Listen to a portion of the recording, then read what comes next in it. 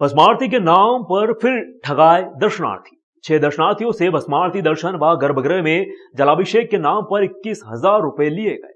भूत भावन भगवान महाकालेश्वर के दर्शन के नाम पर एक बार फिर दर्शनार्थियों के साथ ठगी की घटना सामने आई। इस बार छत्तीसगढ़ के 6 दर्शनार्थियों से भस्मारती दर्शन व गर्भगृह में जलाभिषेक के नाम पर 21,000 रुपए लिए गए। मंदिर समिति ने रुपए वसूलने व प्रोटोकॉल के जरिए अनुमति करवाने वाले 4 लोगों के खिलाफ कार्रवाई के लिए महाकाल पुलिस को पत्र लिखा है। मंदिर समिति के प्रशासक संदीप सोनी ने बताया कि छत्तीसगढ़ के 6 श्रद्धालु भगवान महाकालेश्वर के दर्शन करने के लिए गुरुवार 29 जून को उज्जैन पहुंचे थे। यहां पर भस्मारती के नाम पर श्रद्धालु की मुलाकात बाहरी पुरोहित घनश्याम शर्मा व यश शर्मा से हुई।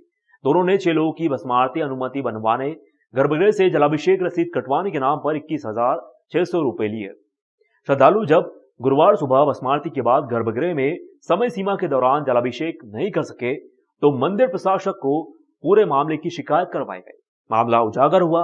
खास बात यह भी रही कि गुरुवार को मंदिर प्रशासक संदीप सोनी ने श्रावण मास के लिए गर्भगृह में साफ सफाई कार्य को देखते हुए सुबह 9 बजे से ही गर्भगृह में जलाभिषेक की रसीद काटना बंद करने के निर्देश दिए थे। गौरतलब हो कि यदि छत्तीसगढ़ के श्रद्धालु भी भस्मारती के बाद मंदिर प्रशासन द्वारा व्यवस्था बंद नहीं करने पर जलाभिषेक कर देते तो यह मामला सामने नहीं आता। चूंकि पिछले विगत महीनों में मंदिर प्रबंध समिति के निर्णयानुसार हमारी संपूर्ण जो दर्शन व्यवस्था है वो ऑनलाइन है और सभी की जो टिकट्स बनती हैं वो QR कोड और डिजिटल होती हैं और उसकी पूरी ट्रैकिंग और उसका वैलिडेशन होता है, तभी आप सशुल्क दर्शन कर पाते हैं।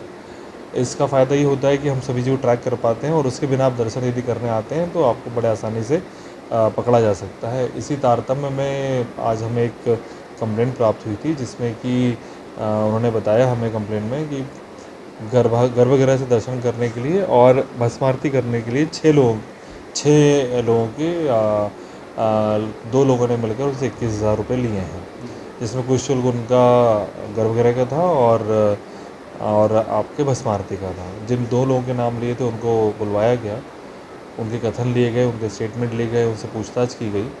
उसके बाद और लिंक निकला कि उन्होंने किस प्रकार से गर्भगृह के दर्शन कराने के लिए बनवाया था और भस्मारती किसके थ्रू बनवाई थी। चूँकि किसी न किसी के थ्रू ही बनती है पूरा जो हमारा भस्मारती का, या तो ऑनलाइन सिस्टम है या कोटा सिस्टम है। ठीक उसी प्रकार हमारा गर्भगृह का या तो कोटा सिस्टम है या ऑनलाइन सिस्टम है। मतलब जो भी बन रहा है उसका एक ट्रैक होता है, कौन बनवा रहा है उसको।